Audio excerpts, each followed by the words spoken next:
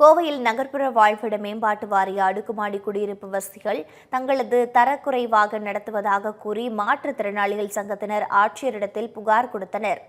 உக்கடம் புல்லுக்காடு பகுதியில் நகர்ப்புற மேம்பாட்டு வாழ்விட வாரிய குடியிருப்பு அமைந்துள்ளது. இங்குள்ள பொது குடிநீர் குழாய்களில் தண்ணீர் பிடிக்கும் போது மற்ற குடியிருப்பு வாசிகள் தரக்குறைவாக நடத்துவதாக மாற்றுத்திறனாளிகள் குற்றம் சாட்டியுள்ளனர்.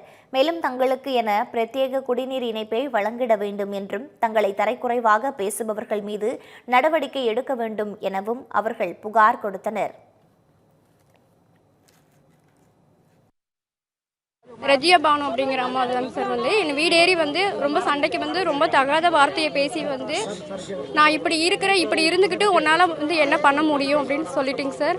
நான் நடக்கிற மாதிரியும் நடந்து காமிச்சேங்க சார். ஏன் கூப்பிட்டு ஏன் என்ன மாதிரி இப்படி நடக்கிறீங்கன்னா நான் அப்படி தான் நடந்து காமிப்பேன், உன்னால் என்ன பண்ண முடியும், ரொம்ப இழிவுபடுத்தி ரொம்ப கேவலமாக எங்களால் அங்கே தண்ணியெலாம் பிடிக்க முடியாதுங்க சார். ஓஸ் போட்டு தான் பிடிக்கிறோம். எல்லாரும் பிடிச்சதுக்கப்புறம் கடைசியாக தாங்க சார் நான் பிடிப்பேன். அங்கே சாக்கடை எல்லாமே நிறைஞ்சு தான் இருக்கும்.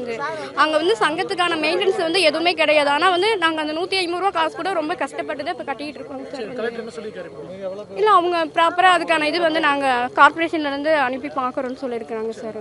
நேற்று அவங்க அப்பார்ட்மெண்ட்டில் ஏதோ சண்டை நடந்திருக்கு, பக்கத்து வீட்டில் சண்டை நடந்திருக்குது. சம்மந்தமே இல்லாமல் இந்த பொண்ணை கூப்பிட்டு கொச்சையாக பேசி அவங்களோட ஊனத்தை சுட்டி காட்டி கேவலமாக அது மாதிரி நடந்து ஆக்ஷன் காமிச்சு இந்த மாதிரி ஒரு செயல் நடத்தியிருக்காங்க. அது மட்டும் இல்லாமல் இவங்களால குழந்தை பெற்றுக்க முடியாது, நானாச்சும் குழந்தை பெற்றுக்கிட்டேன், உன்னால் அதுக்கு கூட யோகியம் இல்லை அப்படின்ற மாதிரி கொச்சையான தரக்குறைவான வார்த்தைகள் பேசி அந்த பொண்ணை மன உளைச்சலுக்கு ஆளாக்கியிருக்காங்க. நாங்கள் ஓசு போட்டாலும் சண்டைக்கே வர்றாங்க. அப்போ தண்ணியே இல்லாமல் சாகிறதா இல்லை சாப்பிடாமல் சாகிறதா? ஒரு பிழப்பு நடத்த விடுறது இல்லை. அதனால் இன்றைக்கி மாவட்ட ஆட்சியாளர்கிட்ட நாங்கள் மனு கொடுத்து இதுக்கு ஒரு நிரந்தர தீர்வு, எந்த மாற்றுத்திறனாலையும் பாதிக்கப்படக்கூடாது அப்படின்ற ஒரு நிரந்தர தீர்வுக்காக நாங்கள் கோரிக்கை எடுத்து வந்திருக்கோம்.